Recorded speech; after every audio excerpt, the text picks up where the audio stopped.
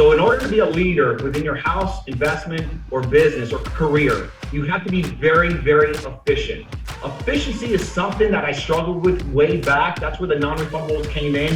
When I started focusing on what does a non-refundable minute means, it's my gosh, I don't get it back. That means every time you see me, even right now in this webinar that I'm having with you, I can't even see your faces, man, but I know there's another Bobby out there. I am giving as much from my heart because all I'm about is value.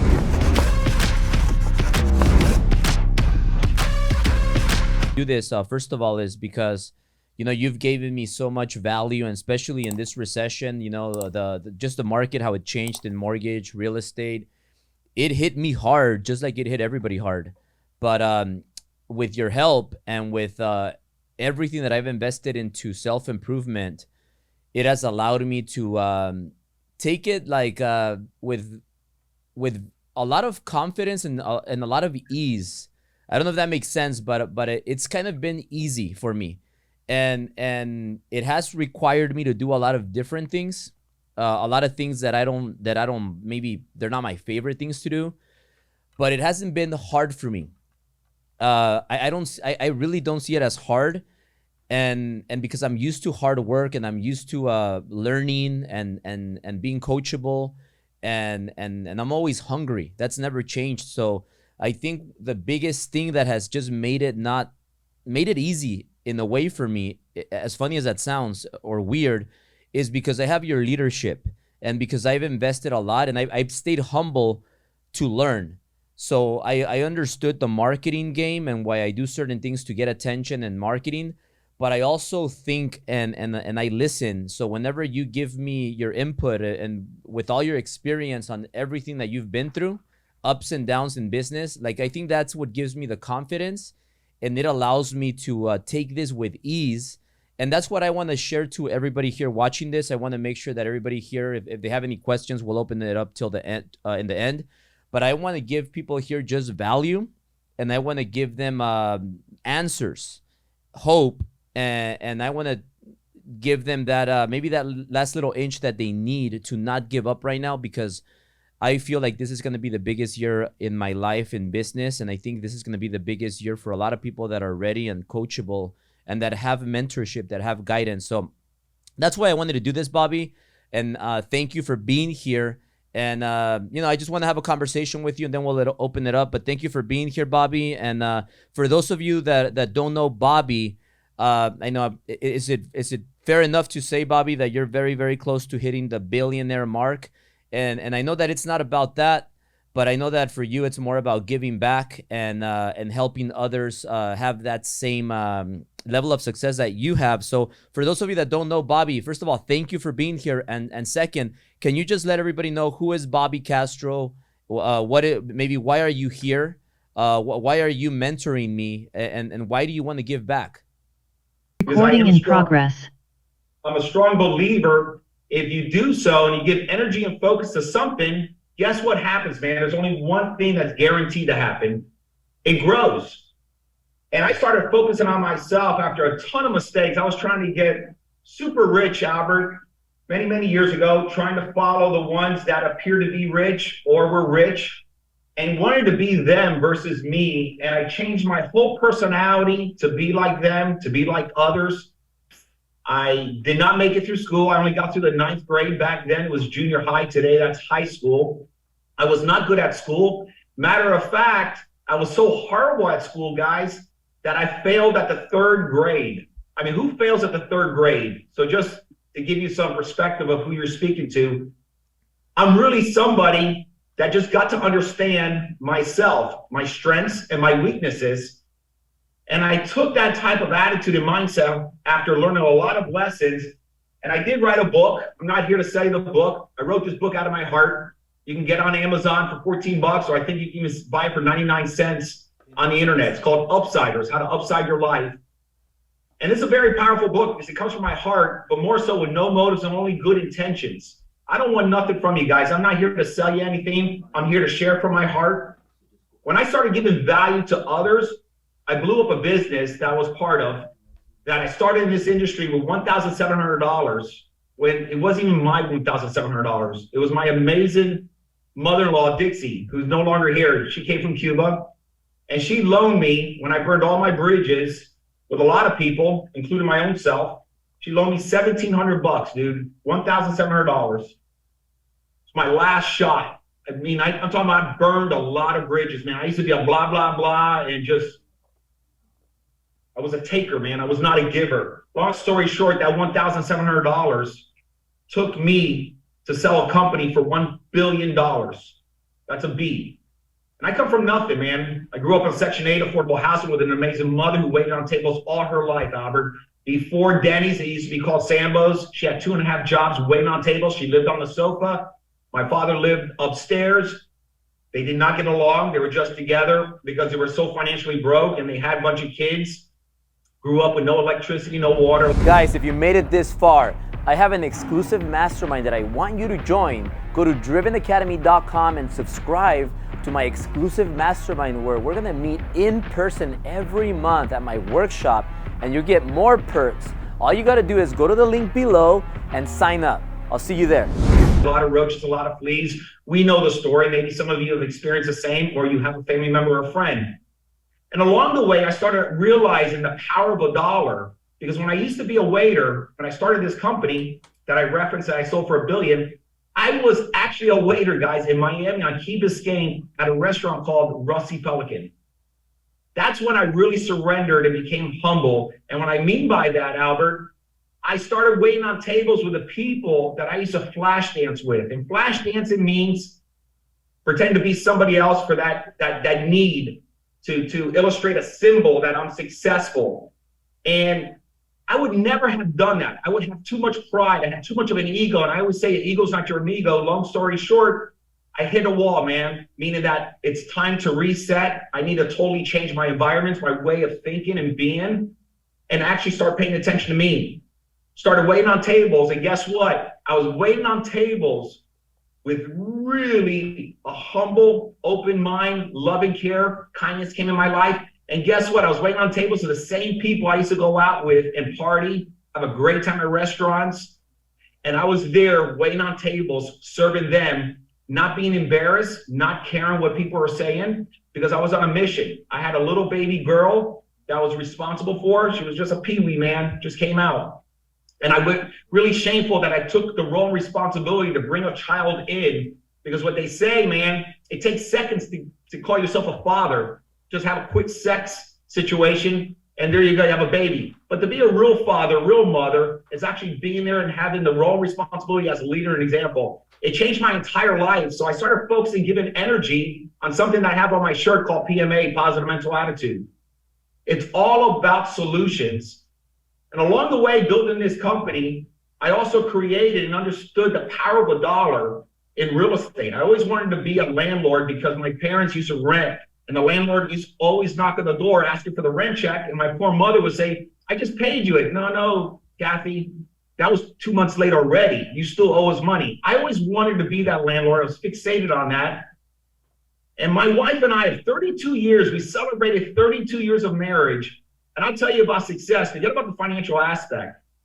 My father had 13, 15 kids with many different ladies. He could not make it work with one. He blamed each and every one of those ladies. It was their fault. I started having that behavior because I was surrounded by that, and I almost broke up my marriage because of it. And then I found a way how to fertilize a relationship, fertilize your life, fertilize your business, fertilize your investments. And as I said, what you focus and give energy to, guess what happens, man? Only one thing is guaranteed to happen. It grows. Today, Sophie and I have 32 years of marriage, still stay strong, man. She only went to the school in Miami as well, only got to the 10th grade. She helped build this business.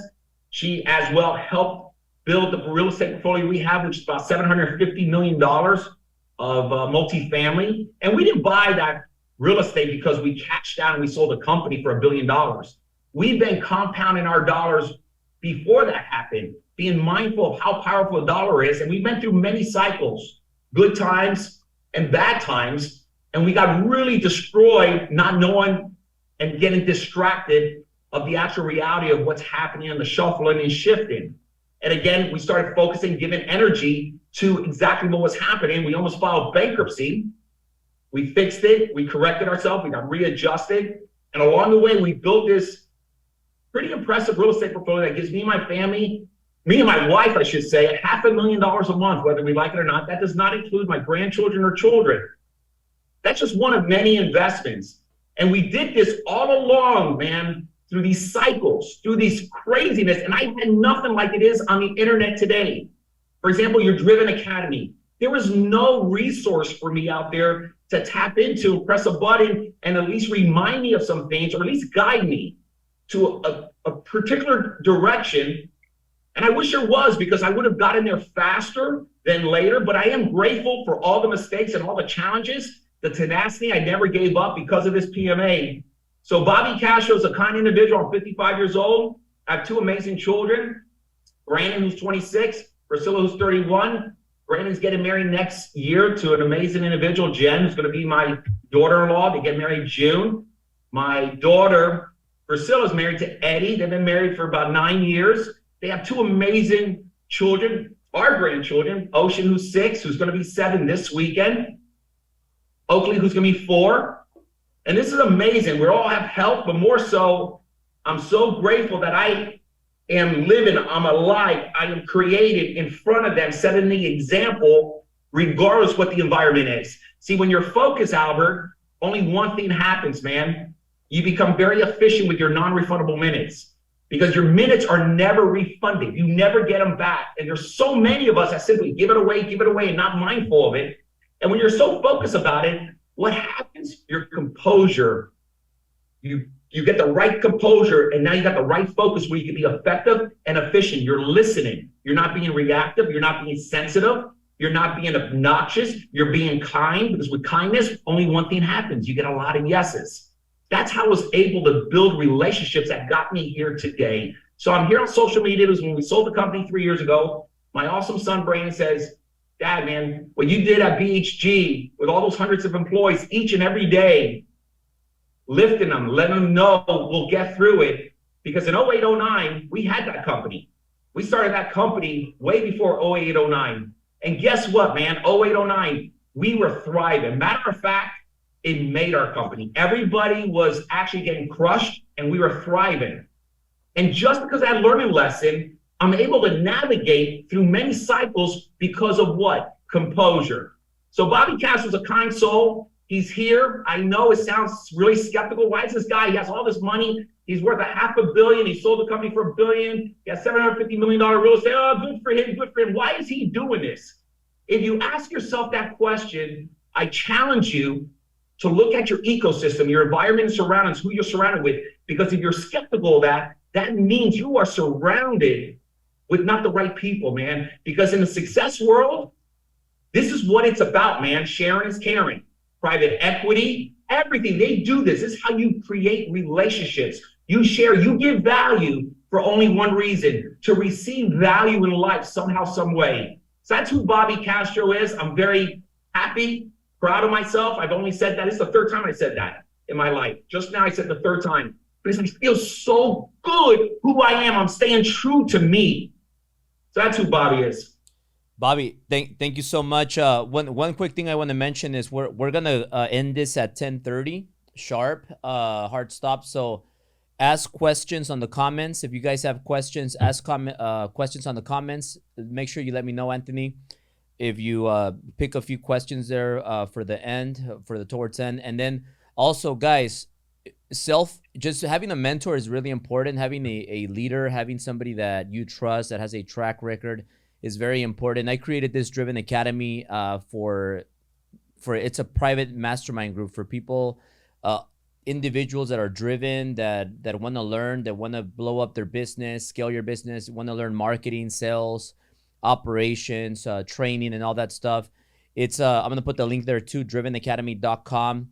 If you guys want to be part of this mastermind group, it's drivenacademy.com. It's only $67. And we do have masterminds every month where you could be and participate and be around my circle of influence that I have, like Bobby and other individuals. But having said that, guys, go to the link if you're interested, if you want to sign up. Now, question for you, Bobby.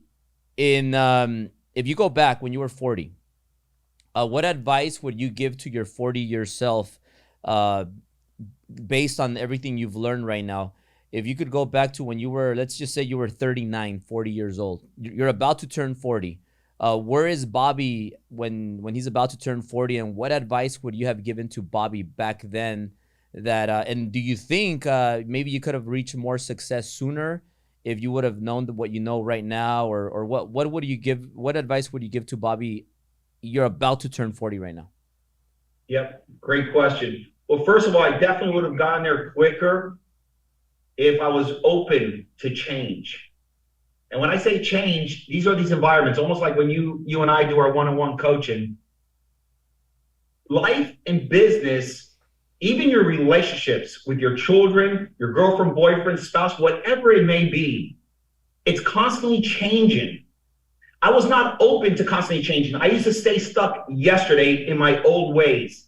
And even though, Albert, I was improving as I went, I was still fighting this change. And when I say change, I'm saying massive change. Actually seeing things change in front of you and you not changing with it. I'm talking about in life, meaning my wife.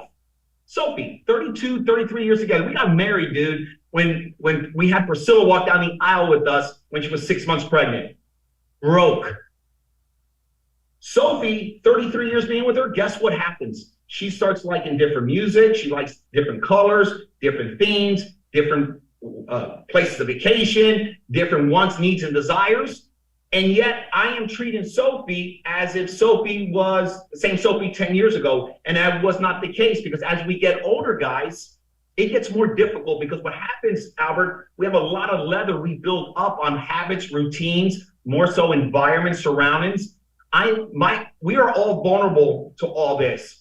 That's why I have very little friends, not because I don't want friends, man. It's such a full-time job to manage so many people in your life. So what really matters to you, Bobby? What matters the most to me is my legacy. And that's where all my core values, all my strategy goes into. So what I would say is change, massive change. I wasn't changing fast enough.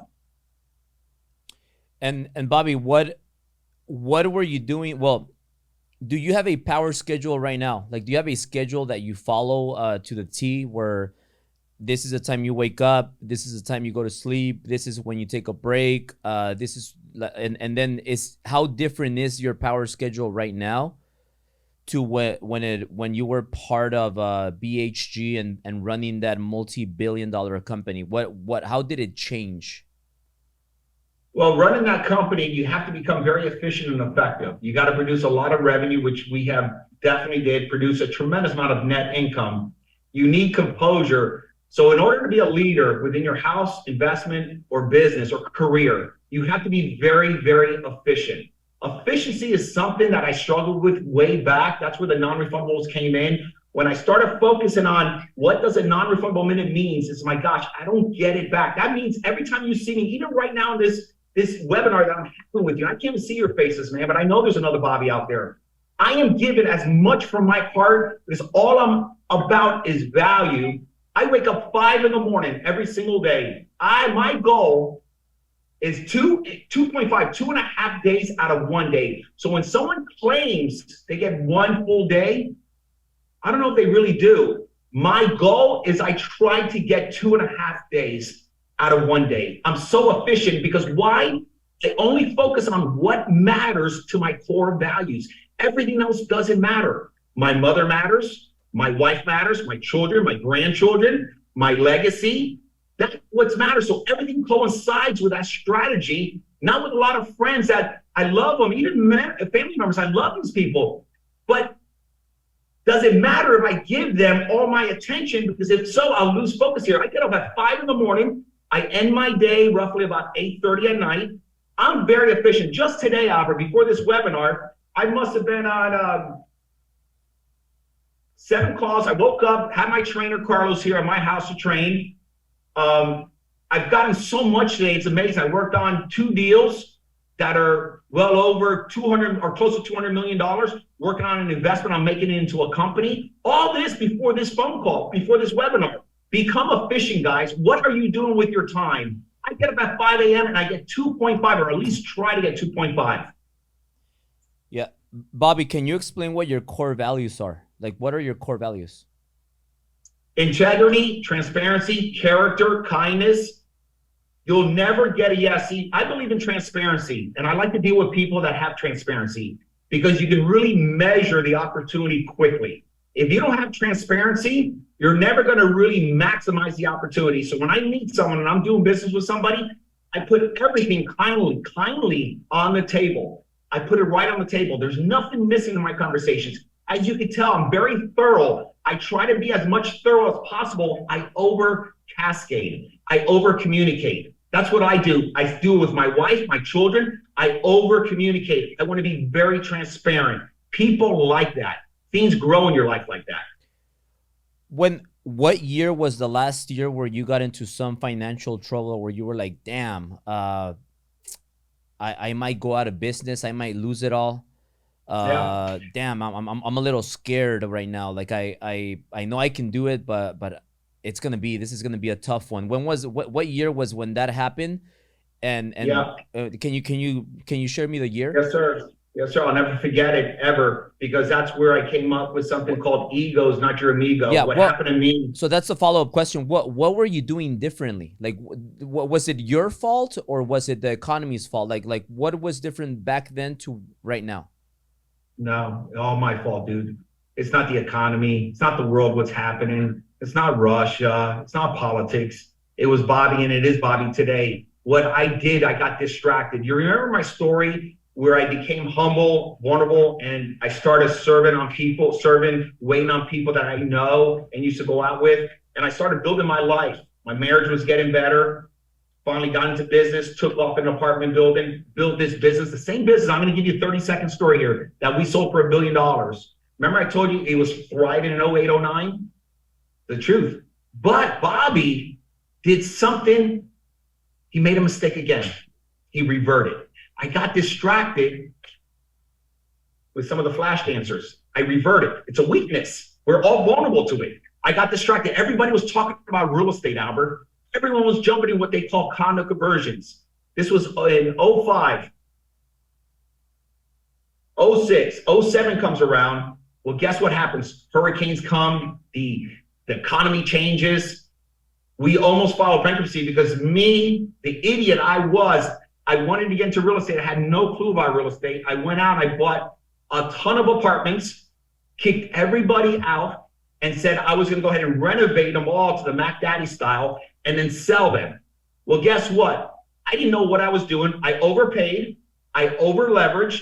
I had the model completely wrong, and I was just doing what everybody else was doing because everyone was just getting rich by doing it because it was a moment in time. And guess what, man? Besides personally guaranteeing, Albert, me and my wife, we also put up that company that I referenced that we sold as a guarantee.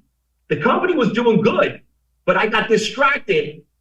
I'm doing really good. That ego came back. That old Bobby, that taker started coming back. I lost myself. Then I'm sitting down with bankruptcy attorneys. Then we are going to the second phase to decide which bankruptcy attorney we're going to go with, because guess what? The real estate went wrong. We had no clue what we were doing. It wasn't the economy. It was us.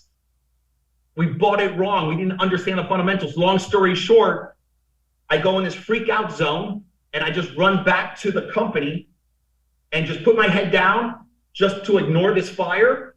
And I just started shoveling, man, attacking my business. Well, guess what happened?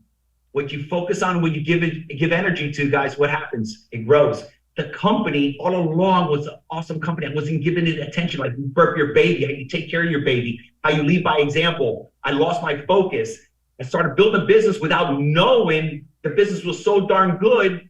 We did not have to file bankruptcy. We bought ourselves out of it, never even a workout with the bank, just wrote checks. It was doing so good. From that point forward, Albert, I said, never again I will do this ever to my family or myself. And that's where the core values stood place. That's where I understood the fundamentals. I said to myself, I'm going to know real estate.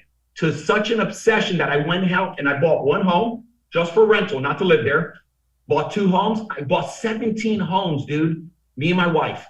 Then we sold the 17 homes. Then I said, I want to get into multifamily. Instead of getting to 5 doors or more, which is considered multifamily, 4 or less or residential, we bought a duplex, bought a triplex, a fourplex. No, I was so obsessed, fourplex, 5, 6. I I wanted to just build it up. I built it up. We built it up to 330 doors of garden apartments. We then sold it, made a whole bunch of money. Then we were ready for the next phase, the big campuses. Now we buy deals that are $100 million. We buy deals that are 80 million, 125 million, because we know what we're doing now, and we have the composure, focus to understand the fundamentals of cycles. But Bobby, when you went back to work, you did a mistake with the investments, the properties you were getting into, and then you got into a large hole. You're getting you have the bankruptcy attorneys. At this point, you have do you have Albert and Eric? Are they part of the? Are they also your partners? Yeah, dude. So what the are whole company, man? I didn't sell that. If it wasn't for hundreds of people, I would not be financially free today. Absolutely, they were front and center. So what happened was my brother, he said, "Hey, we split up. Eric was going to take care of the fires of the real estate. I, along with Howard, just going to focus on the company. We split up. We became leaders. We grew up really quick, got out of this little flash dance situation we were in, and we started attacking the company and attacking the issues and being efficient with each other." But did Eric, were they part of the investments in the? Oh yeah. Also, yeah, dude, yeah. So all of you guys got into them as knee deep. Okay. So when this happens and you're like, you know what? We got to go back and we got to grow this beautiful company that I have, BHG, and we're gonna put attention to it.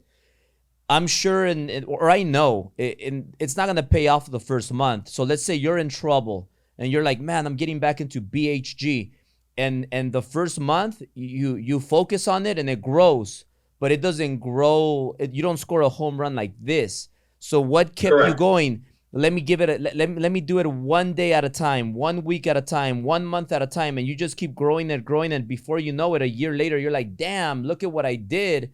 But what keeps you motivated? What keeps you driven to go a month and then be like, I'm so far behind still? You go another month, man, I'm still so far behind. What keeps you up when you're still way far away from the victory? What keeps you going? So what happens is we were here, right? And I'm going to talk about progress. What kept us going was feeling progress. Now, we didn't start here. We actually remeasured everything. We started from ground zero. All we wanted was progress. And how you determine progress, you can see it slowly. We did not want the fast track stuff. We learned our lesson that nothing's fast track. If you build something with drywall, chances are you can kick it down. But if you build it with brick by brick, you're building foundations. All we looked at was a long-term outlook. We were not focused on what was happening in the economy. We were not focused on the news. We were not focused on social media. Matter of fact, I wasn't even on social media. I was only on social media 3 years ago. None of us. We were just focused one day at a time. Unknown caller.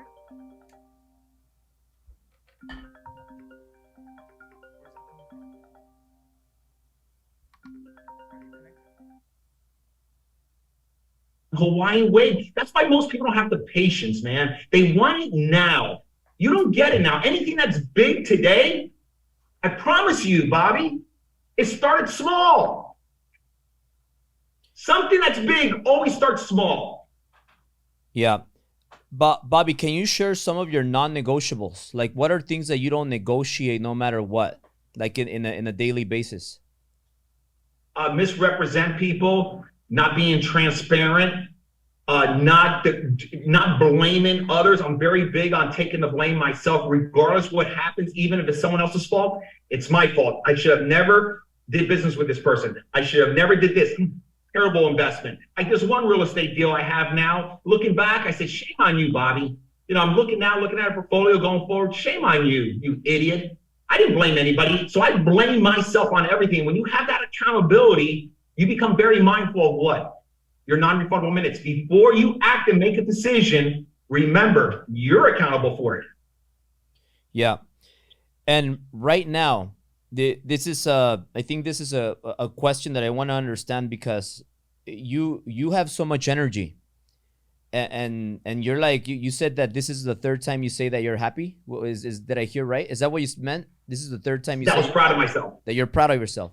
So this is the third time that you're proud of yourself. I see you being very active right now.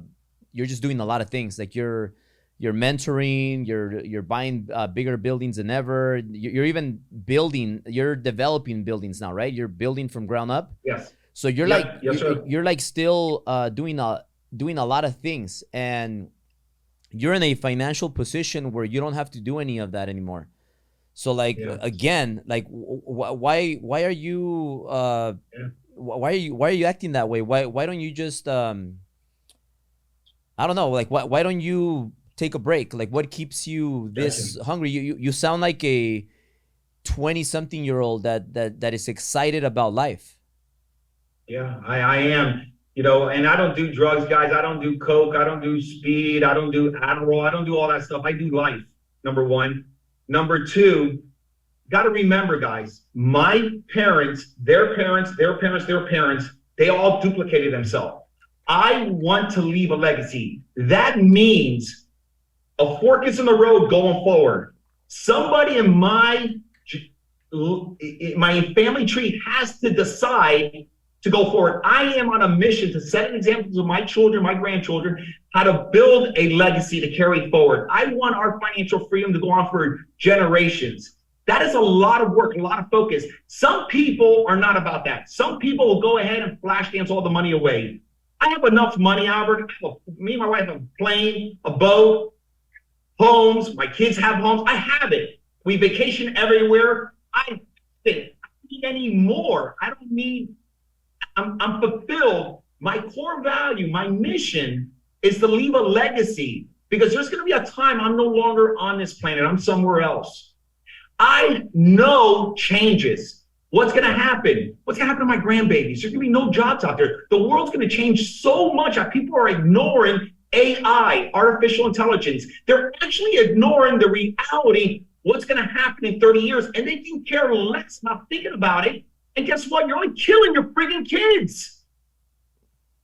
Speaking of AI, how do you feel? What is your biggest? Do you have any fears in the next 20, 30 years? Are you concerned about certain things that could happen in the next 30? Yes, 20 I'm years? very concerned. I'm concerned for my grandchildren, but I'm so far ahead of it. I'm concerned about their children. AI, we are creating this technology for only one reason. It's hard to ignore because you're so efficient, it's so cheaper. You can make more money as a business, as a global economy. You cannot ignore it. But guess what's going to happen? There's going to be self-destructions of a lot of people that aren't going to have opportunity. I want my family to have that ticket off the island. I am not going to be that schmuck that blew all his friggin' money in his lifetime and didn't think about 100 years forward. I want to make a difference in my family. If you don't get it, then you know what? You have it wrong. That was you're fired up, Bobby. I am. I'm very passionate about it because I just like, what do people see, man? Why are they burning their time? Don't they see the cycle changing? How come they're getting late to the game in today's economy? How come they weren't ahead of it 2 years ago? Did they not think it was sustainable or unsustainable? What were they thinking? You know why? Because they were distracted. You're distracted so much with people that don't matter in your life. Yeah. So Bobby, before we continue, Instagram. If you guys want to see the rest, text that number right there. We're gonna disconnect from Instagram, Anthony. That way we could focus here with Bobby and the second part of this thing. Text the number and we'll send you the link. Now, Bobby. So right now, let's say if you are going through a struggle, maybe you're in mortgage, in real estate, maybe insurance or solar, and the last year, 2020, actually. Going back to 2021 and the first part of last year, it was very easy to make money, and people were like flash dancing and all that stuff. And now, you know, it changed. Now there's less business out there. It's harder to get business, and now you're required to have very great sales skills, people skills. You need to be a good marketer. You need to You need to be elite right now in order to take over the business. There's people right now that are going through huge struggles. So what would you tell these people right now to do so that they could maybe turn their career around right now? everything's going Yeah. wrong. It's not working out like it was 2021. Yeah, I get it. I get it. Remember that story I gave you guys? And I say this from my heart, man. I truly care, man. Just if you can be open to what I'm about to represent to you. Do you remember when things were great, Bobby got distracted, and when things changed, Bobby went back to the fundamentals and he went back in that business. So get this, guys, that company that we sold for $1 billion, it was a financial services that was a direct relationship with what you guys do today, whether you're a realtor, a mortgage broker, whatever you're in. Can you imagine in 08, 09 doing unsecured loans? That's the business. Why were we successful? You know why? Because we went back into the business. We started really focusing and grinding on the fundamentals because we understood we were just surface in this industry. We took deep dives, such deep dives that we understood everything. We dominated the competition. I would challenge you, if you're a realtor out there, and if you really think, especially in California, if you are in California, which is one of the biggest states there is, you got 40, 50 million of you there, do you really think there's no real estate being sold? Matter of fact, if you're a mortgage broker, do you really think people are not writing mortgages? Right now, as we speak, there's business being done. I don't care what industry you're in. You may be moaning and groaning, oh, change, because you weren't changing. You didn't see what was coming. You weren't prepared for it because you're so distracted. This is what happened to me when I went back to the friggin' business, guys. It grew and it energized itself. Same thing with you, no matter what industry, what you're selling, whatever the case may be, do the same and you'll see only one thing guarantees happens. It will blossom, it will grow, but it's not gonna happen overnight. You're so used to having things overnight. Why can't you step up and fight? I get radical because this is what it takes. Yeah. This is what it takes. If you're not a bad thing, you don't have a fighting chance. Stop getting distracted. Get off the freaking social media. Start doing something. Bobby, what do you mean by going in the business, like working in the business? Because that could be, is that hard work? Hard work could be different to a lot of people because there's people that they come to the office early, they leave late, they're hard, they think they're working hard, but they're not being productive with their minute. Like, how do you know when you are working in, what's working in the business and what's maximizing every minute for you? Like, what does that mean? So everything has to change. So think about when I say change for a moment, I want you guys to think about one thing only: massive, urgent, huge change, meaning that the cycle has changed. You could be very late to the game, blame you for that. I could have told you 2 years ago it was coming. I was telling people it was coming. People were not being prepared, being mindful for their money, investing their money, being prepared for this transition. I know people today in so many industries that are rocking and shining because they prepared for themselves. A lot of people are frustrated now, Albert, because they're still doing the same thing that they did yesterday. You can't originate business the same way. Things are changing. Human behavior is changing. They're thinking differently. But rest assured, I don't care what industry you're in, there is billions of dollars being written in that business, regardless what product or service you're in.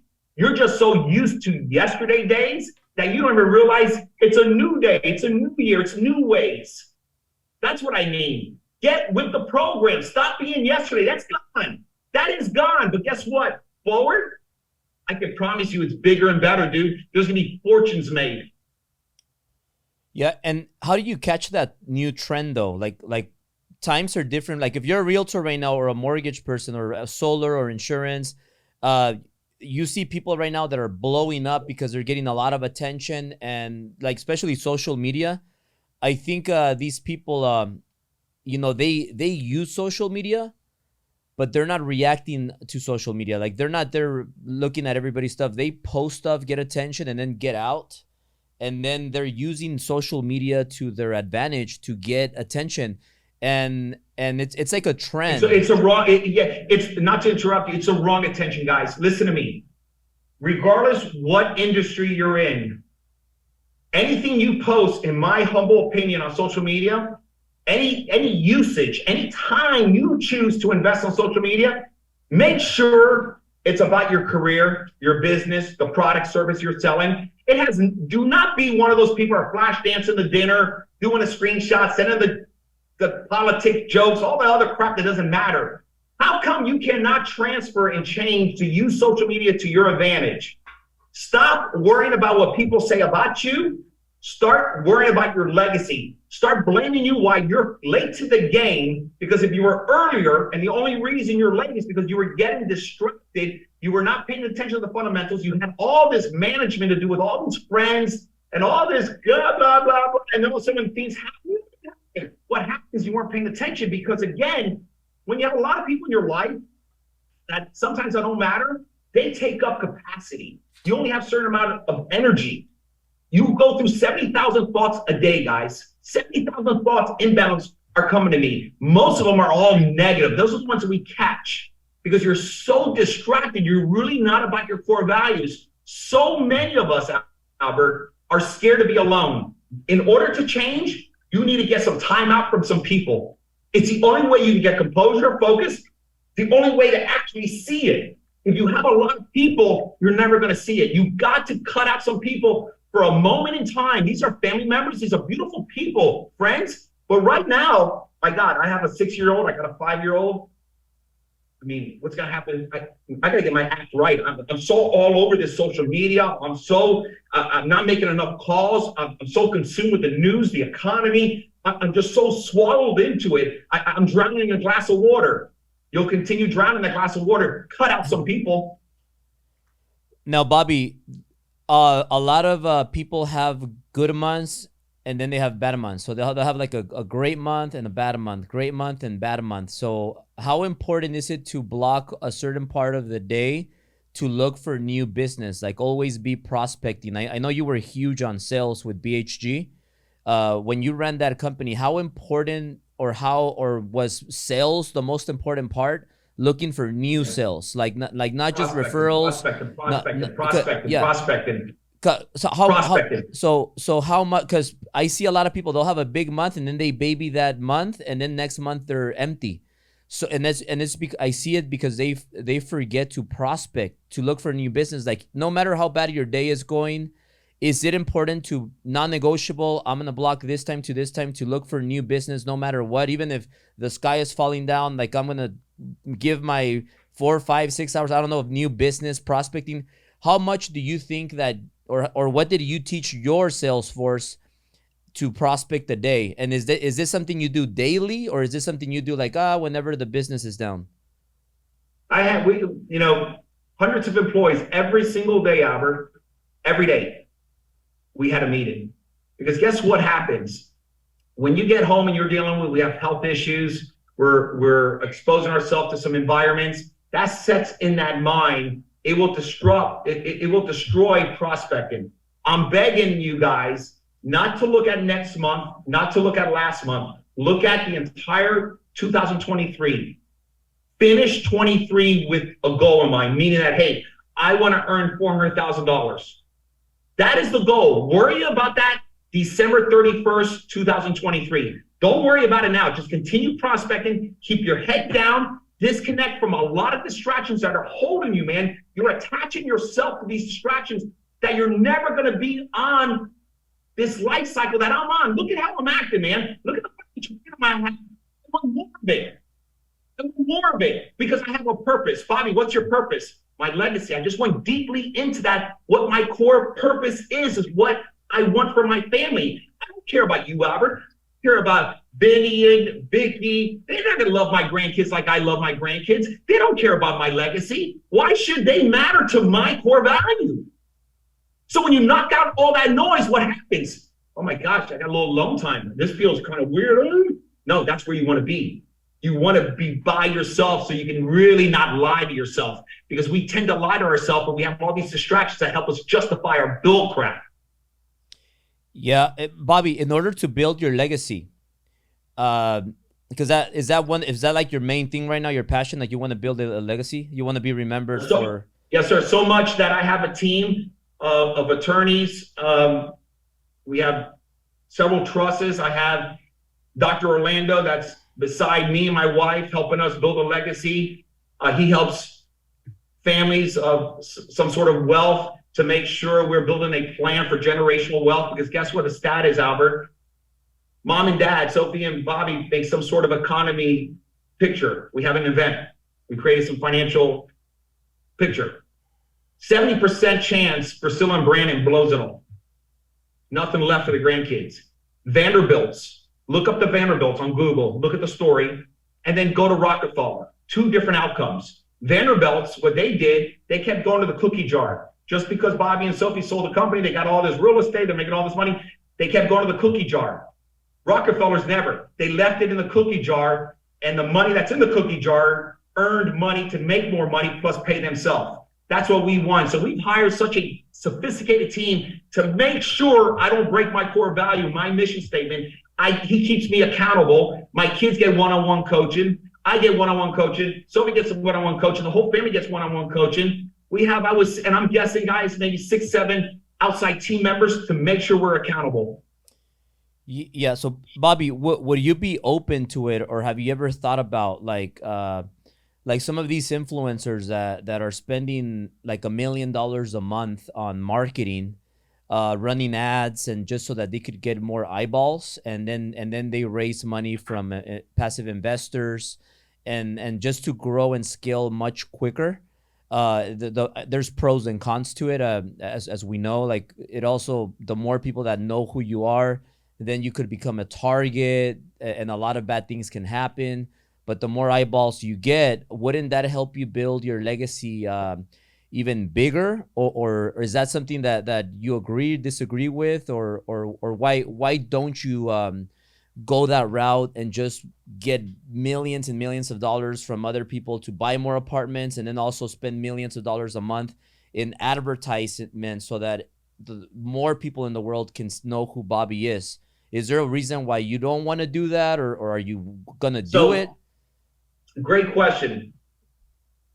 Because you could do it. You could do it. All the wealth we did was we never had investors. All that real estate you see today, not one penny from investors. We created that company. We did it all bootstrapped. I didn't know anybody who had money, dude.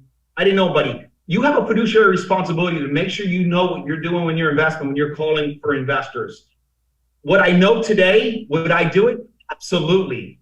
I didn't know what I was doing. I saw the mistakes I was making. So as far as the answer to your question is, what do I think about people doing that? I have no issues with that, as long as they're transparent, they have integrity, they know what they're doing. Because there's some people that are passive investors. I beg people, especially young people, don't be passive. Be active. Learn real estate. Learn the fundamentals. Get ugly with it. Get beat up with it. So you know what you're invested in, and then you know who to invest with. So what I think about those people, there's a lot of people raising money out there. Some of them are good, I'm sure. Some of them are bad. It is a role and a responsibility, a fiduciary responsibility to your investors. A lot of people get money from mom, dad, the grandma. Just know what you're doing, man. Make sure you're transparent. It has core values. There's integrity. There's honesty, and you shouldn't have a problem. Yeah, awesome advice, Bobby. And then one quick question about being very vocal. And then why I have not done it as of today. I'm focused, Albert.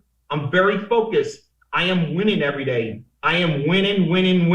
Would I ever do it? I don't know, but I'm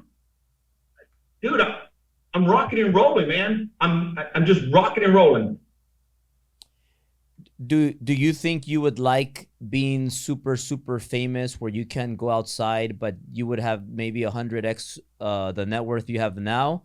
Or do you think you want to have enough net worth where you can spend it, but nobody knows you, so that you could have privacy? And how do you compare both of those? First of all, no, I don't want that life. Number two, I just got on social media 3 years ago. I am not a fan of social media. I think it's crack cocaine. People are using it the wrong way. You should smarten yourself and start utilizing it the correct way. Number two. Number three, people that know me through events, I go out in the crowd. I want to be in the back stands. I am that Bobby up there. No, I don't want that life. I love the Bobby that I'm growing more and more into. Yeah. I noticed that you're very, you use your words very, very well. Like, you're very well spoken. You don't really cuss. You don't really you're very, very polite, and you watch the words you use very carefully. And Yes, sir. And I think I mentioned to you why. And for everyone that maybe some of you don't know me, remember my legacy, those grandbabies? yeah. All this is being documented. They're never going to hear Papa say that bad word. They're never going to hear Papa be an arrogant idiot, an egomaniac. They're not going to see that Papa. They're going to see the same freaking Papa they see when no one sees. Yeah. So be kind, man. You'll never, if you're in sales, be kind, and guess what? You'll close more deals. People say yes to you. You are very funny and energetic though. Like you have like you get people pumped up and you get people smiling. You have a very good personality. Like you know what I mean, right? Well, you know what? You're not boring. I think when you have good motives, no bad intentions, and you really want to help and give value, you can't deny it, man. That's what you want to be around, is transparency. And man, years ago, Albert, I stopped pretending to be a different Bobby, man. I'm so proud of myself. Here's my fourth time I said it, that man, I'm happy. Me, man, I want more of that. Yeah, and Bobby, going to the other side of the social media and these people just kind of getting out of hand. What's your take on, like, I don't know if you've heard of Andrew Tate and then the Logan Paul and Jake Paul, how it just seems like everything they definitely don't watch their words. They are very, like, they say things on social media and it helps them get a big following. But you saw what I don't know if you saw Andrew Tate. He got arrested, so he's in jail, and then they arrested him for 24 hours. They put him in detention in Romania, and now he's there another 30 years. So now they're accusing him of all these things.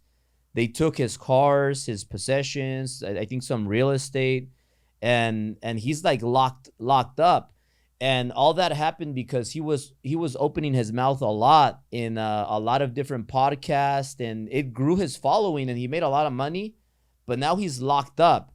And I don't know if you know all the details. I don't, but I know what I see, what I read. Like what is your take on that? Like, is that taking social media kind of too far, where it could come back, or maybe you shouldn't be maybe saying things about certain people or certain governments, or like how does that work? Because I think we could all learn from it, because you know me, sometimes I put things on social media, and people that are marketing, sometimes they're like, should I do this? Should I not? What should I not say? What is your advice to people that are following Tate or the Logan Paul, Jake Paul people, so that they can stay, safe and make a smart decision? Well, I just got back from Hawaii. My entire family and myself, we celebrated New Year's Eve in Honolulu for a week, and we went for a week in Maui. And in Maui, I was reading about this gentleman, Andrew Tate, and my son, Brandon, I said, who's this Andrew Tate? And Brandon laughed at me. Dad, man, you're unbelievable. I said, well, who is he? I had no clue who Andrew Tate was. That's how focused I am as to what matters. My legacy, my life, my wife, my life, everything. I had no clue who Andrew Tate is. So he showed me who Andrew Tate is. Was I fond of his work? At all. I didn't get no value from it. I didn't receive value, so I simply put it down. I like to follow people that I really can get value, a reminder from. The Logan brothers, I had no idea who the Logan brothers was until I spoke at an event last year that one of them spoke at. Had no clue.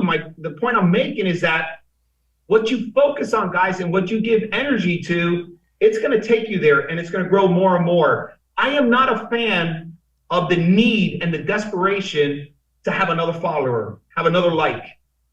It's all about what your core value, what your mission is on social media. Is it to earn business? And if so, what type of business?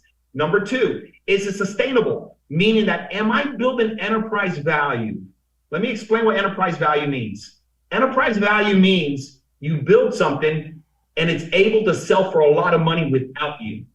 So a lot of maybe influencers, can their business be sold without them or with them? Most of them, I would think, that can be sold because they're attached to it so much as their name. That is not enterprise value to one. You want to create enterprise value with your non-refundable minutes. So when I have a problem with social media, I see these some of the amazing influencers I know that have tremendous value, but they're putting their name so much front and center on it that their model, their platform, whatever it is not worth nothing without them. And nobody wants to buy a person. They want to buy a company. So I look at social media kind of different, Albert, than maybe the average individual. I'm looking for enterprise value. I've made, give or take, $15 million, my wife and I, in investments of entrepreneurs we met at an event and on social media that remind me of another Bobby, another Sophie, and we've invested. And so far, all of them are turned out good, except a couple of them, which is part of the deal, because I'm focused on enterprise value. So you want to attach yourself and follow people that can give you value. Now, if you get value from Andrew Tate and you're into the way he talks or what he has to deliver to you, all good. If you're making money and you find value and you're pivoting, you're executing, same thing with the Loman brothers. They're just not for me. I'm sure they're pretty cool dudes. I don't know anything about them. But Bobby, so for example, Tony Robbins, he's the biggest, by far, he's the biggest, agree on on educational services and teaching people. So Tony Robbins, would you consider that enterprise value? Yes, I am a very big fan of Tony Robbins. It has touched my life many, many years ago when I was down and out. It helped me get curious about the mind, about human behavior. See, now when you're talking about a Tony Robbins, now for me, okay, you got my attention. That's value. Is that enterprise value though? What happens if Tony Robbins dies? Is that company still rock and rolling, or do you think it goes down in value? No. His content, his information, his strategies are buried for many, many years to come. But more so, Tony Robbins has created a fortune. He's another Floridian. He's just north of me in Palm Beach. Yeah. He's created financial freedom without that platform because of his investments. So I am a big fan of Tony Robbins because I receive value from it that I can actually execute and apply. That's a lot of us don't want to change of who we follow. They just, it's like going to the same nightclub every Friday night. Doesn't it get old? How much can you learn from going to the same club? Yeah. So if you're Tony Robbins and you have your seminars and course business that's making you a lot of money, the trick is your earnings invested in other businesses that are gonna create enterprise value outside of that. Yeah, you never depend on one source of income. Yes, sir. Got it. Awesome. So Bobby, question: when you were coming up, before you made, let's say when you made your first million, or right before you made your first million, did you have a mentor that impacted your life? And if so, who was that? The best mentors I had, and there's no exaggerations, were the flash dancers. I used to want to be like them, and then I didn't want to be like them. I just looked at what they were doing and I did opposite. That's the only mentor. I didn't have what the internet and social media has today. If I would have had that back then, and I had these academy platforms, this bona fide reminders, this value, I would have gotten there quicker. There was no resource for that. So my mentors, Albert, were the ones I didn't want to be like. I wanted to do, and I just did everything opposite. I saved my money. I didn't spend it. I invested my money. I started treating people kind. I didn't care what I have a collection of watches that who knows how much that I collected throughout the years. I don't wear them. Not because I make fun of it. My Apple Watch and my phone gives me the time. A watch only gives you the time. I get it right here. So I'm efficient. I'm not criticizing anything, but I just do things opposite. I rather, instead of investing or buying a watch, not even investing, buying a watch for $100,000, dude, I'd rather buy a $100,000 townhome in a beat up neighborhood. That has value. Because that watch is, I'm just telling everyone, hey, look at me. Look at freaking me. I don't need that. It doesn't matter to my grandkids. It doesn't matter. Yeah. But before you used to wear watches, right? Back in the day. Oh, dude, I was a good flash dancer. So I used to be a moonwalker, man. When I was good at it. I was a liar. I was it all. When was that though? Like how many years ago was that, and why were you doing that before? Number one, I was doing that because I needed the friggin' need to tell people I was successful. I used to be broke looking like I wasn't broke. I used to just live that lifestyle, driving a car I couldn't afford, just doing all the things, craziness. And your question was, when did I stop that? I stopped flash dancing, really completely 100% stopped flash dancing 15 years ago. And I could have gotten there so much quicker, man. I probably easily would have got another couple $100 million put away by investing. Didn't know. Got distracted. Yeah, because when I met you, like this is a difference that I've noticed, and maybe correct me if I'm wrong, please. But this is something I just want to be transparent with everybody watching this. When I met you in 2019, you came to Long Beach. You came to speak at our event in Long Beach, Driven 3, and you had a nice Rolex. You had a nice Rolex watch. You wore it. That was the last time I saw you wearing like a watch that was like that. And then I remember back then you were chartering. So you chartered, and now you have your own plane that you own, and you have more real estate that you own, a lot more. And that was when you had just sold BHG, I think it was like 6 months after or something like that. And then also recently, and also not like the beautiful, is that your house where you at? Yes, this is my home, my office. It's a beautiful home. Like you showed it to me when you were building it. Remember that? You took me there? Yeah, I do. And so what I noticed recently, like in the last couple of years, maybe a year and a half, you started wearing, I just noticed, because you wear an Apple Watch, but you do have I don't know how many millions of dollars your house is, and I know I believe you paid it off. I'm not sure, but that's something else. But you have your jets, you have all these things. So in other words, you are extremely wealthy, and you could see it. So when you wear an Apple Watch and you say, well, it's not about watches, but you have a jet, you have this, you have all that. So but you don't talk about them anyways. You're not bragging. But I can see that you, in the last 2 years, you've just taken yourself to that next level in finances and wealth, where I see the way you take care of your family, the way you open up and just want to help people and give without asking anything in return. So I noticed that you are in a different level, and these last 2 years have been like huge for you. Am I right or wrong? No, you're 100% right. So number one, me and my wife, my family, we've been chartering for more than 10 years. Always driving private. Number one, because we could. Number two, the value of time. Simply, my minutes are non-refundable, and when I travel, I'm really going to mission A to B. And I get there private because it's faster and it's better and I can afford it, number one. That's what I've worked so hard for. Number two, when I went to your event, I might have had a Rolex. And I was so disgusted to see other people wearing a Rolex that couldn't afford a Rolex. And it bothered me so much. I took the friggin' Rolex.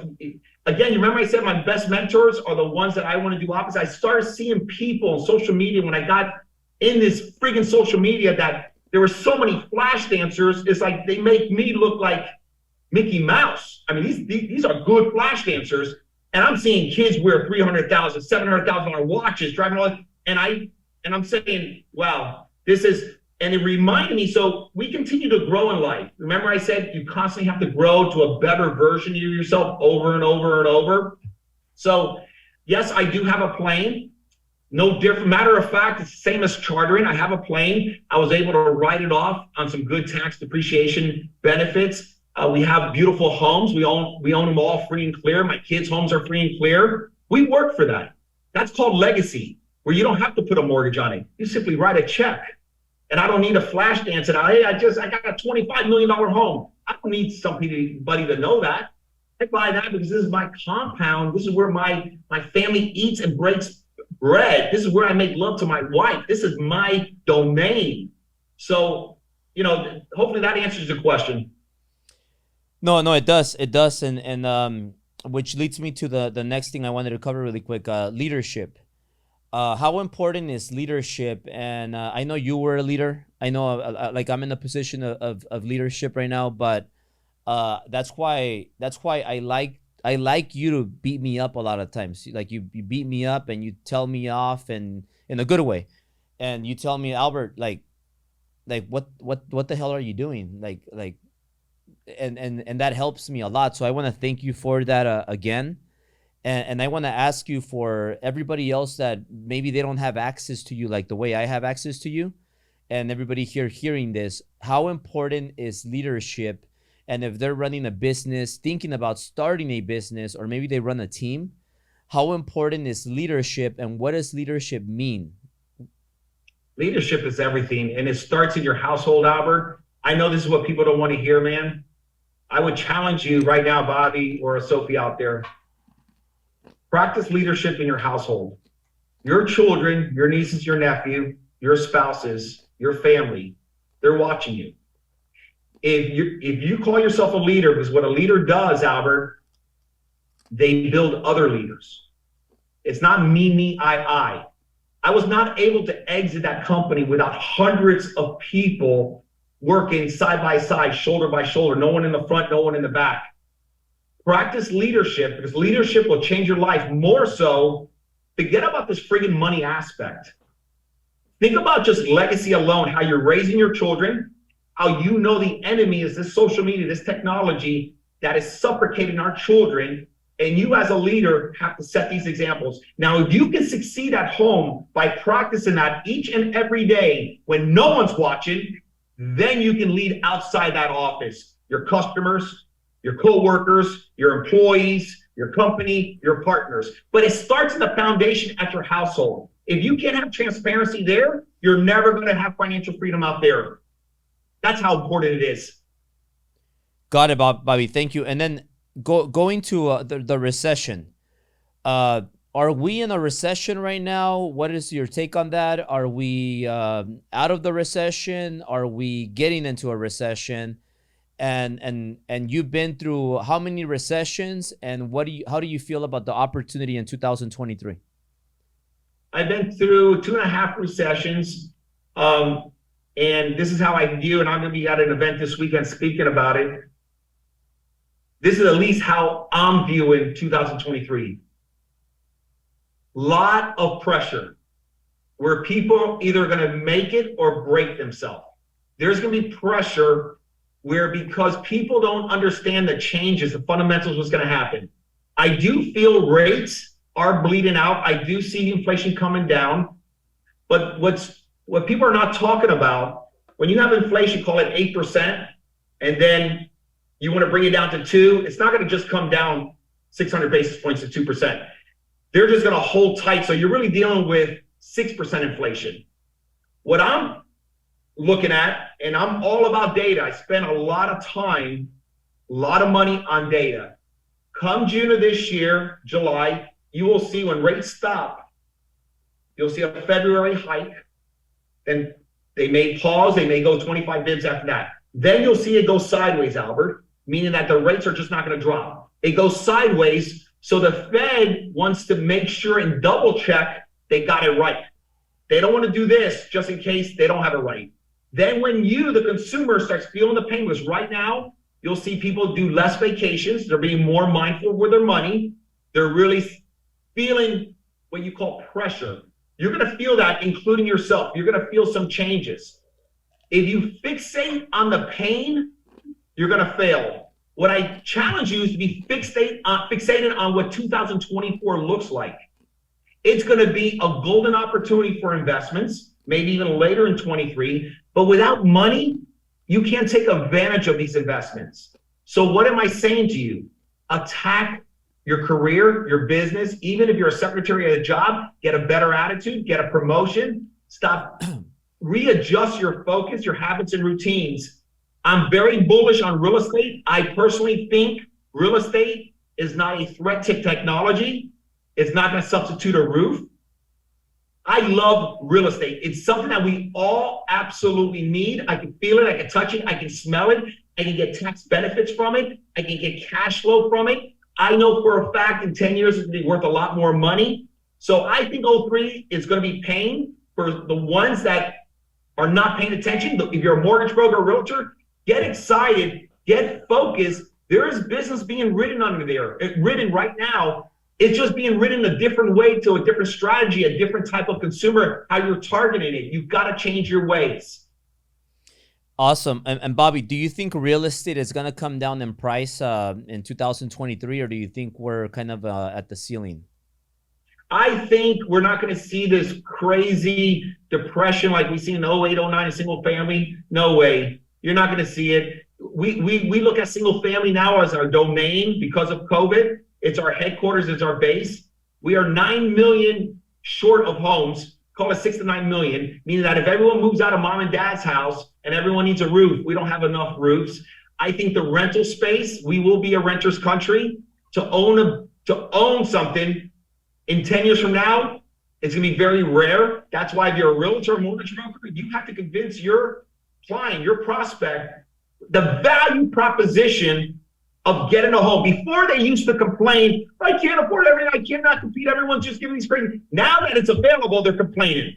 It's your job as a salesperson to show the value proposition on how rare it's gonna be to own a home in 10 years from now. I believe that, and I can sell that because I'm sold on that. But people cannot succeed at that because they're not totally sold on that, because they're so freaking distracted of what I'm saying, they're not in reality. In 10 years from now, to own a home, it's gonna be very rare. Guess why? Wages are not climbing as high. Technology is actually pulling down pricing. When do you think real estate is gonna start going back up? 24. 24? 24. So that does not mean you can't earn a bunch of money this year in 23, so you can take advantage as an investment in 24. So this is a good year to pile up on some deals then, you think? I think starting in June. Maybe look at it in June. Right now, if you're an investor in real estate, I'm strongly recommending people pencils down, learn about real estate. Don't make the mistake Bobby did when I almost had to file bankruptcy. Invest some of the time that you're spending with your friends, learn about real estate, and start attacking prospecting.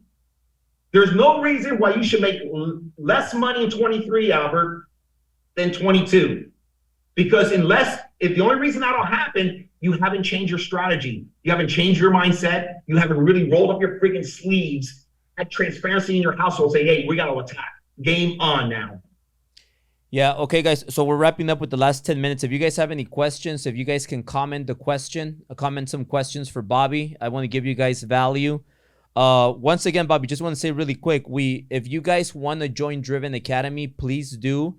I do, I spend a lot of money to bring people that are really successful in the room for my masterminds. We have a mastermind every month. And we are having a mastermind January 21st, which is next Saturday. Not this Saturday, but the next Saturday. We're having it here at our headquarters. And we're going to keep it at about 200 people. We have a big space here. So if you want to come, anybody that joins right now, drivenacademy.com, gets a VIP package, which includes a 5-minute welcome call. They get a VIP ticket to come for this January 21st mastermind that I'm going to have. I always have surprise guests. Bobby was part last one, and then we come here and we just mastermind from 9 in the morning till 2 p.m. and we go over business strategies, marketing, sales, systems, operations, how to train your people. So if you guys want to do that, go to drivenacademy.com. If you could put the link right there, Anthony. And to wrap up, Bobby, I want to give you just time to maybe give some closing thoughts. Some people here are going to post questions, and you have access to can you read the questions, Bobby? No, I would love to see some faces, man, because I love human bodies, man. I'm so connected with energy. So I only see just you. Okay, so if we can, if we have a question right there. So before let's get to a couple of questions. One last thing, Bobby, that I want to ask you on real estate. I think you believe that real estate is the best investment you could make, right? Or for me, yes. Yeah. And that's something that you understand. Is it because you understand it really well? Because you have experience? That's why you like it? Yeah. In this order, I like investing in my business and investing in real estate. I'm not a stock guy. Got it. And so I think let's just jump into questions, Anthony, because I want to make sure that Bobby gets to talk to somebody from the crowd. For sure. We got a Wealth Group right there. Wilbert, are you there, Wilbert? If you could unmute yourself, Wilbert, you're asking. There you are. Okay, Wilbert, you have a question. You commented. So the mic's to you. Perfect. Thank you, Bobby. Thank you, Albert. Again, appreciate you guys. Just want non-refundable minutes. That's a big gold digger, a big nugget for me. Can you go more into the positive mental attitude, even when things are difficult, when the outlook is a little bit grim? What keeps you going during that period of time? Well, first of all, Wilbur, nice to meet you. Happy New Year. PMA, positive mental attitude, how it all happened for me. I grew up in a home that, let's just call it a lot of passion, a lot of personalities. Got my first job. My mom got me my first job at the Squallies on 57th Avenue in Hialeah. Every time I went, it was a takeout boy. Every time I went, it was very positive, refreshing. When I went home, it was somewhat negative, chaos. But every time I went back to work, it was positive.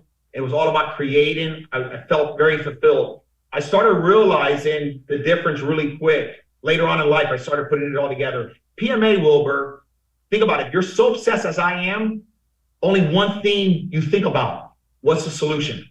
What's the solution to a negative outcome, a negative event, a negative situation, an argument? What's the solution when you have an argument with your wife? Here, don't feed it more.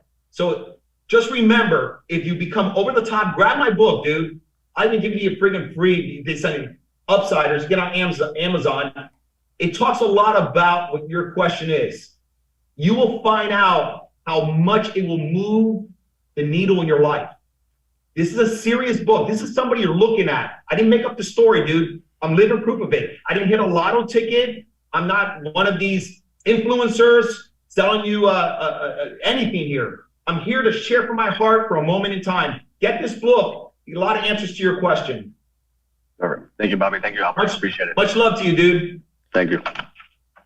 All right, let's go to the next question. Concepcion, can you unmute yourself, please? Concepcion. And you know what, Bobby, I learned something today. So we had a limit of 100 participants. So for next time, we'll make sure we upgrade to the 500 participants. Or I think the next one. So we had a lot of people that couldn't get on. Wow. But I mean, I'm not gonna beat myself up. I learned something today. Concepcion.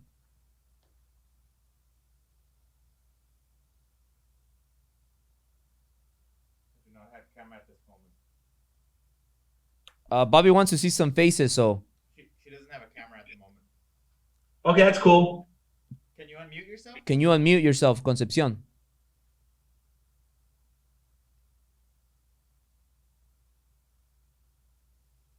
Come on, guys, unrefundable minutes. If not, we can go with Carlos. Let's go with, I think she's getting on. Concepcion, are you there? Oh, yeah, she's there. We can't hear you.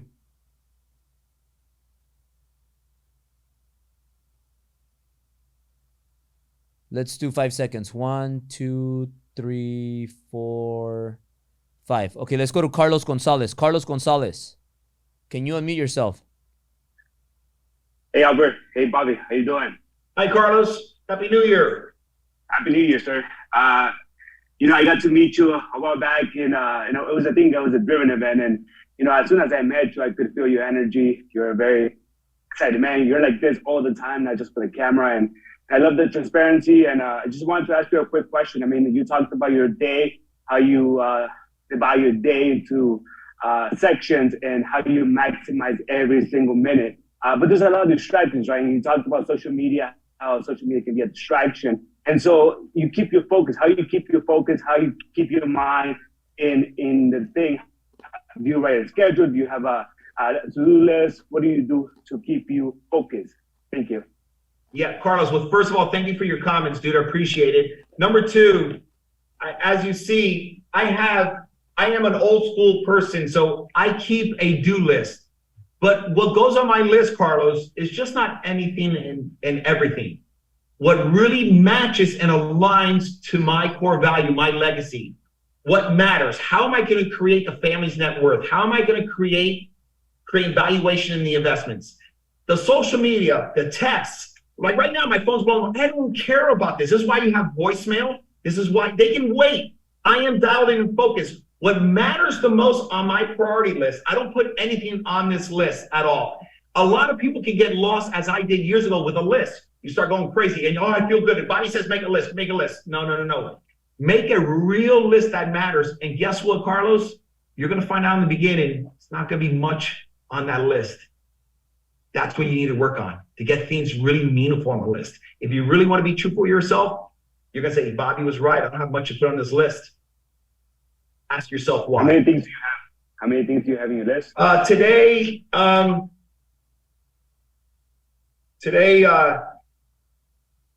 I get everything done, by the way, from yesterday. I take action, I execute, I complete tasks.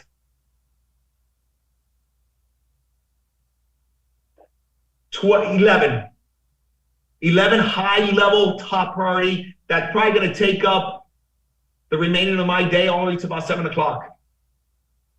Wow.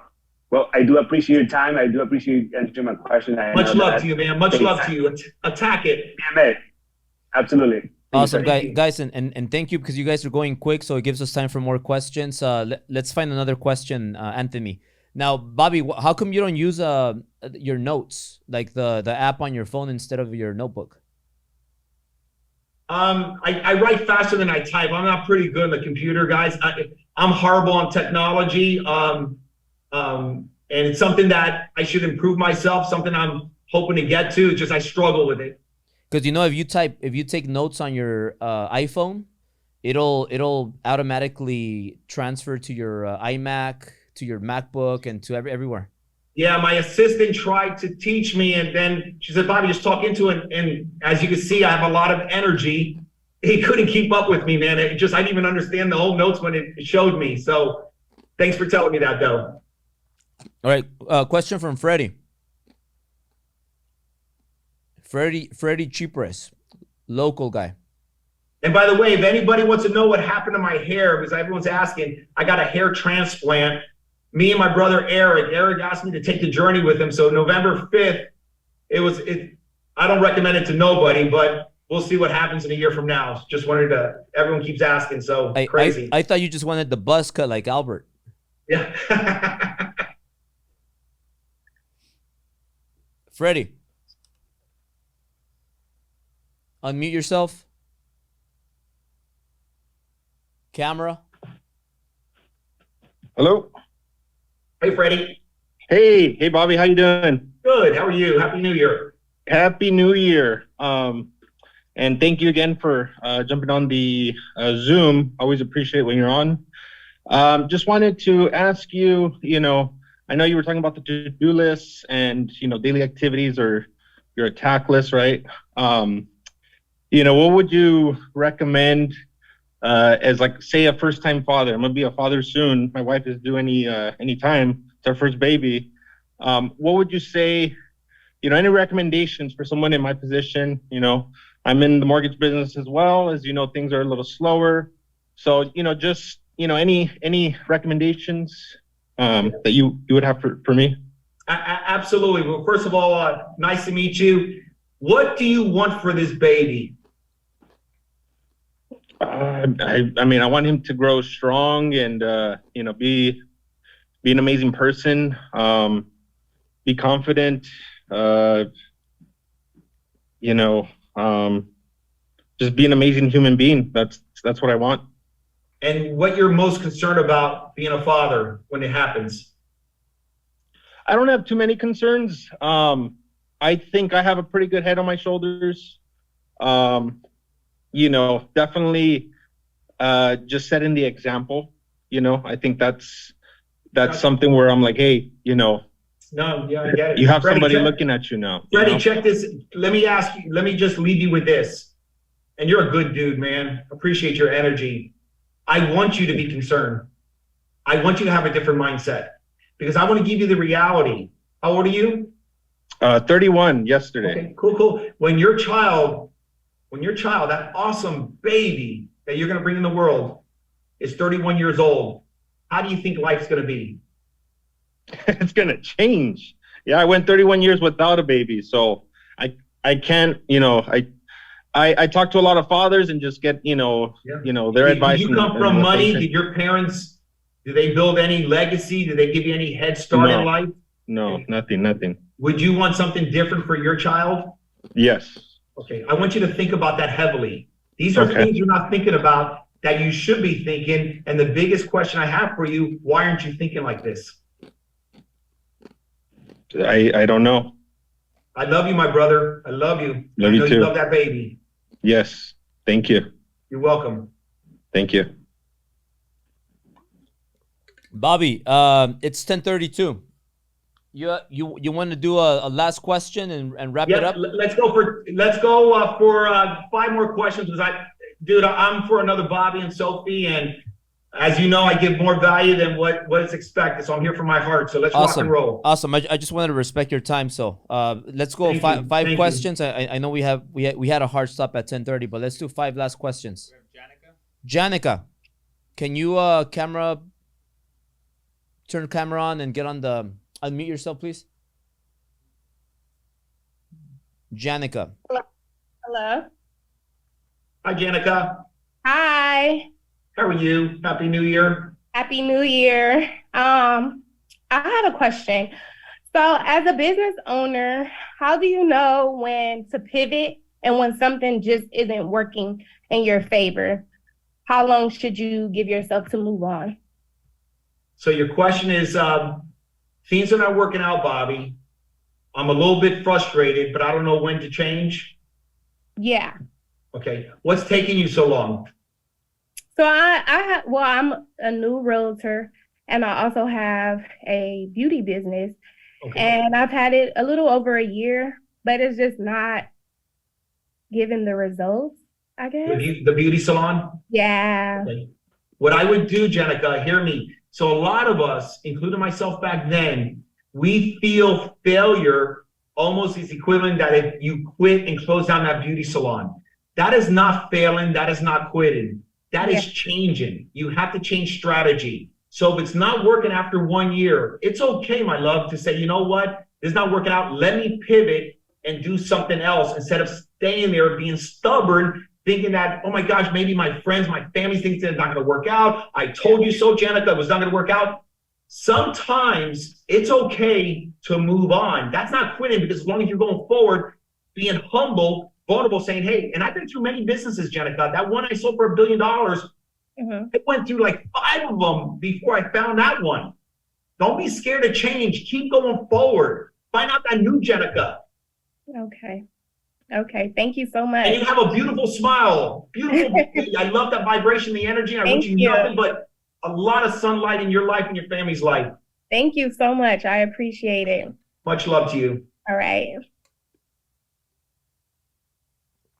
Thank you, Janica. Next question.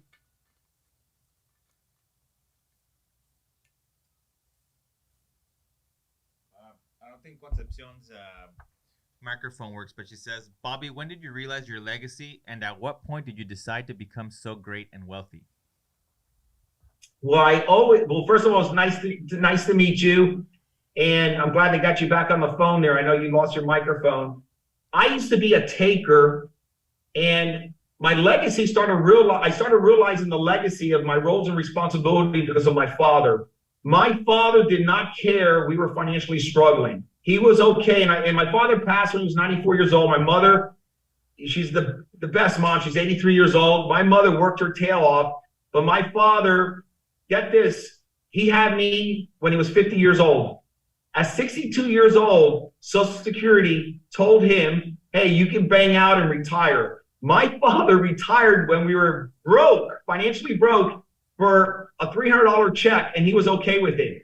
I realized right there and then I want something different. I didn't understand the magnitude of what I just said until later in life. And this legacy becomes very, very serious when you become very focused, as I mentioned. What do you want, Bobby? What's the most important thing to you? I have this daughter called Priscilla. And like I told that Freddie gentleman, I want the best for her.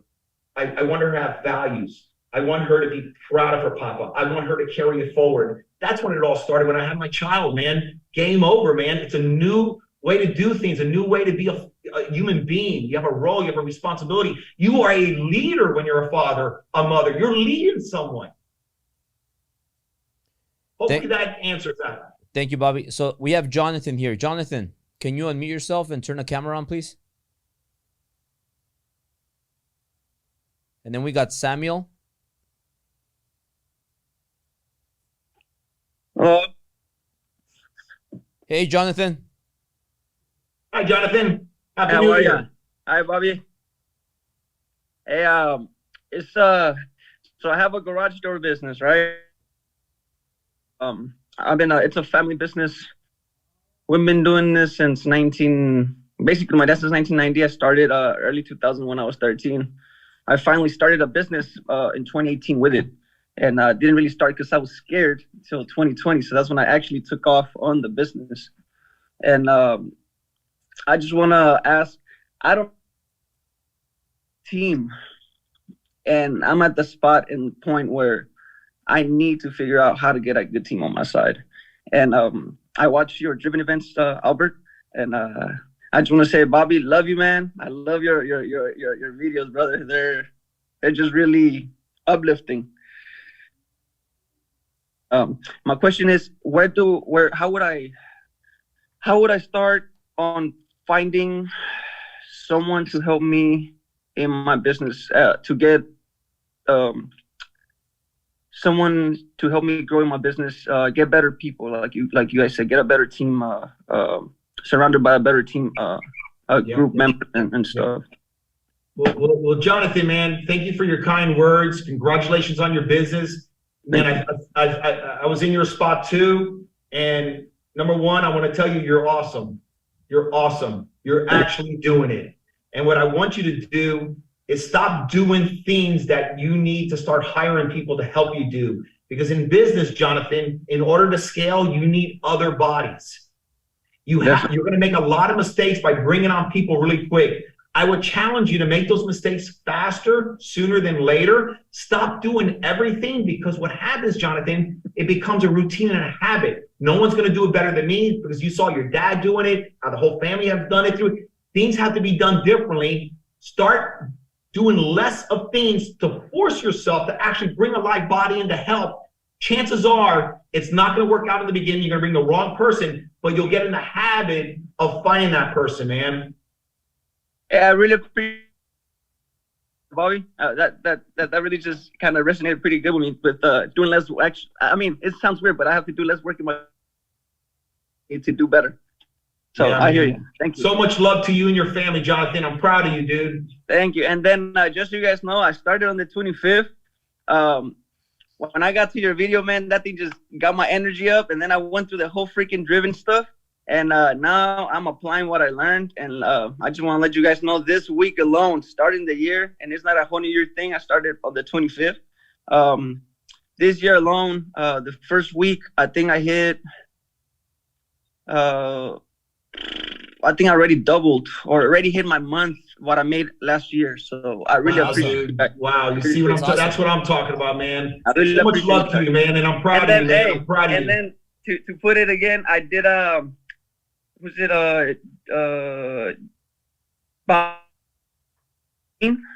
Billie Jean. I did Billie Jean's ad just to try it, and that thing alone just paid for everything already, man. Wow, so I really that, man. And look at that. And in today's economy, when most people are complaining and feeling pain, you're winning, man. Remember, hire people, man. Proud of you. Let's get it. Thank you. Appreciate it. Thank you, man. Much love to you, dude. Have a blessed one. Happy New Year. Thank you, Jonathan. Happy Thank New you. Year. What a cool Congrats. dude. You just made my day. Yeah, that's right. So we got two last questions. And then what you said at Samuel, if you could get on Samuel, what you said, Bobby, makes a lot of sense right now. You put your head down and you attack, and you keep attacking. That's right. Hey, Bobby, how's it going? Hey, Jonathan, Happy New Year. Happy New Year. My apologies for not going live, but I'm sick at the moment, and I'm sure Is nobody it Jonathan or Sam? Is it Samuel? Who am I speaking to? Samuel. I'm sorry. Sorry, Samuel. Yeah. So my question is, I'm a business owner. I've been in business a couple of years, And I want to know, like, at what point do I, continue to grow naturally and organically? And at what point do I start bringing on investors to help market and help grow my company? I do humane pest control. We do stuff completely different than every other pest control company out there. We do it without traps, killing, poisons, so we're really doing good and helping educate the community. And we've been doing very well. Work has been consistent, and I'm trying to market myself more, but we want to get the right people, not just post ourselves on the yellow pages and hope that people call. So at what point do you think it would be the right time to go and start getting investors to help me grow my company and help market? Well, you have an interesting business, first of all, and I know somebody that's give or take $200 million a year in pest control, give or take around Utah. Very lucrative business because what your industry is recurring revenue. How many accounts do you have? I have over 250 clients. We have been going hard. I got a couple of high-end clients, Kenny G, James Schaefer, Kevin Newland. So we have some pretty good people supporting what we do. And I'm thinking about throwing an event in March towards Earth Day to help the community be more aware of what's going on. I want to do something for the kids, because it starts with the kids. If you teach the kids, hey, and Samuel, what's your drop-off rate? How long do you retain a customer for before they fade off? They don't really fade off. They could we solve their problem and then maybe two. Yeah, but I want you to start learning, Samuel. You got to have precise answers if you're looking for investors. So if say I'm an investor, you have to have this data. You need to know your business.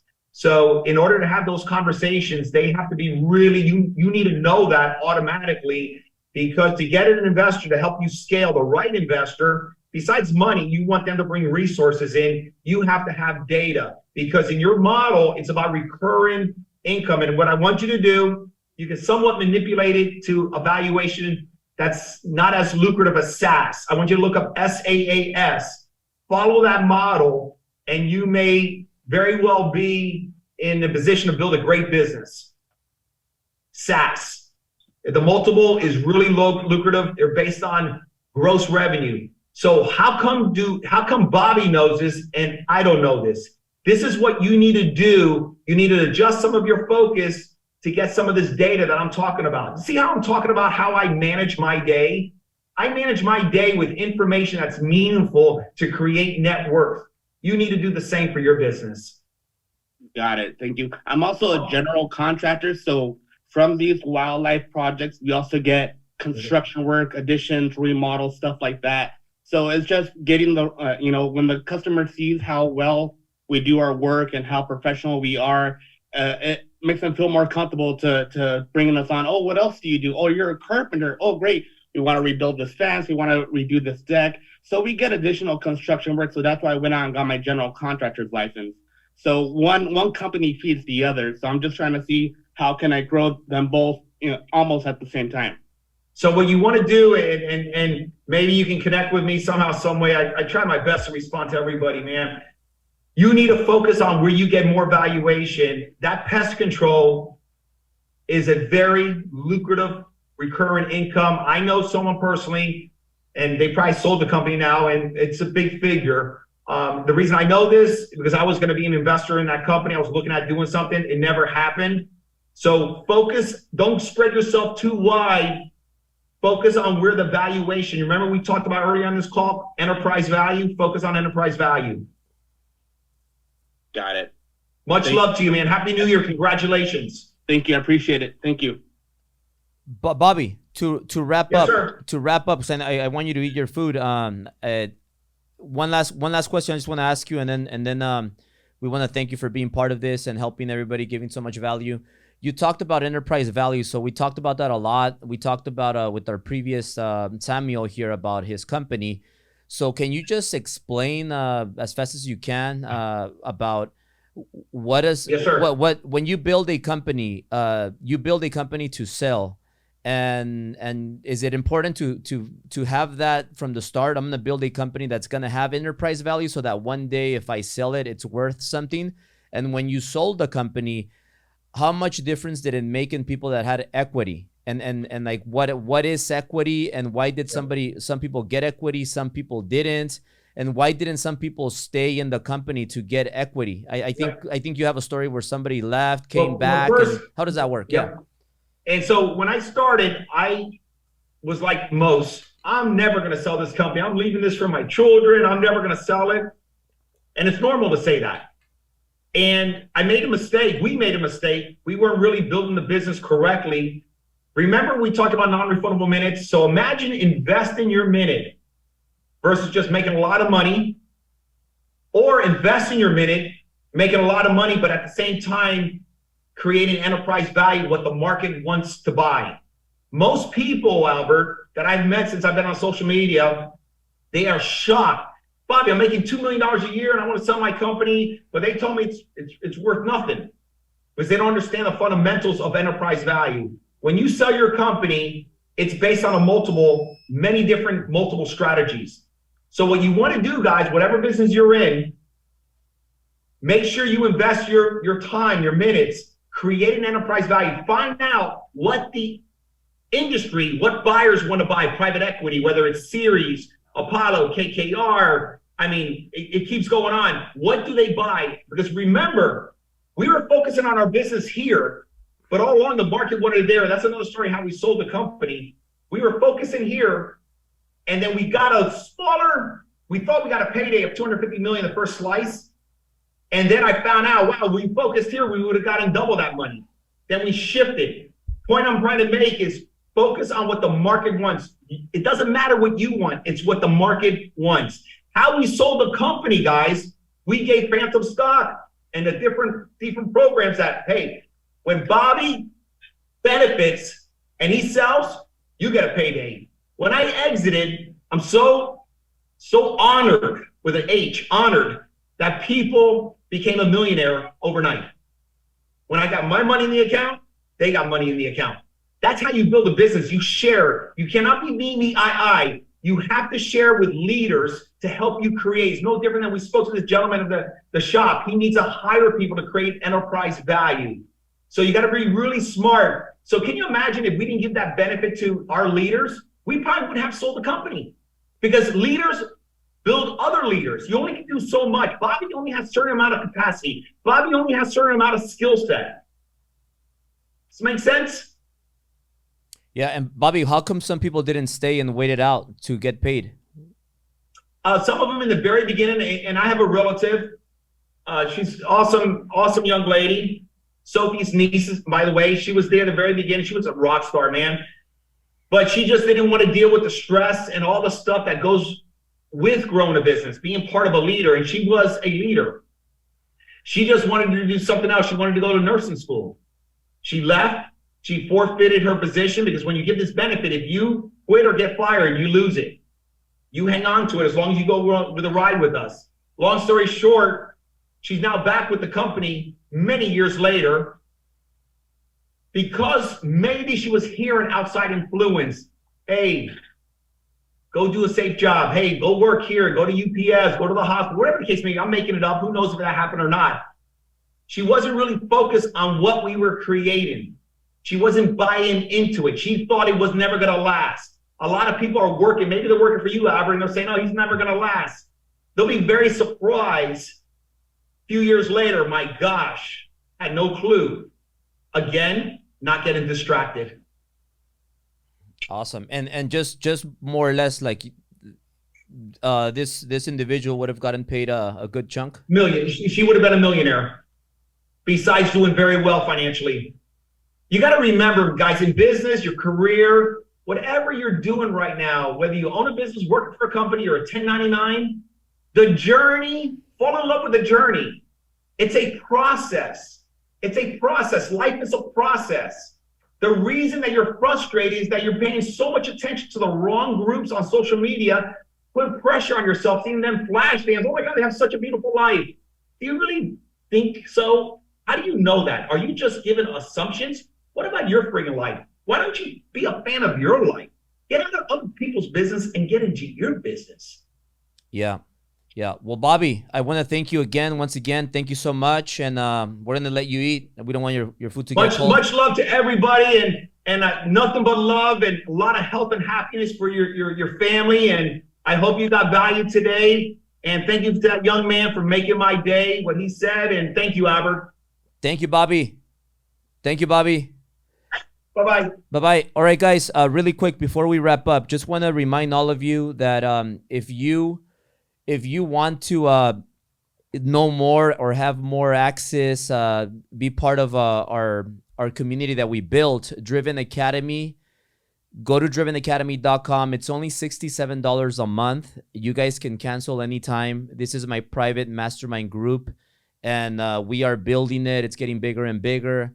We're having our biggest mastermind to date, January 21st, which is next Saturday. Not this Saturday, but the following Saturday. And even though we could have it bigger, but we're going to keep it at 200 people. So if you want to join, you're going to get a VIP ticket for free to come this Saturday that's coming up. Not this one, January 21st. So if you get your Driven Academy, if you become a member of Driven Academy right now, go to drivenacademy.com. It's only $67. And what you get right now is you get the VIP package. The website is there, or you just go to drivenacademy.com. Go to just Google Driven, Google Albert, and you will have a VIP package if you do it right now. So I'm going to give you guys 30 minutes. Just go to the website, drivenacademy.com. You will get the VIP package. The VIP package includes a 5-minute welcome call. It includes I'm going to follow you back on social media, and I'm also going to give you a VIP ticket for free to come next Saturday in a week and a half. The following Saturday, not this one, but the following one, and you get the VIP package. So go to the website, sign up, and you'll get the VIP package. And just if you want to know what is this for people that are entrepreneurs, people that want to start a business, people that want to scale a business, people that want to learn, get better in sales, get better in marketing, get better in operations, get better in training. There's 4 key fundamentals that help me start 7 businesses from scratch and build 4 companies that I have right now. And I'll show you the website in the back. So very important. Number 1 thing is sales. If you don't have sales, then you don't have a business. Without sales, there is no business. So you guys have to work on sales, and that is the primary thing. But then what happens when you get good in sales and you make a lot of sales, you make a lot of money? You need marketing. And what made me is I created my personal brand, and I started focusing hard on marketing. I started with 1 Ferrari, and I used it to market. I used it to get attention.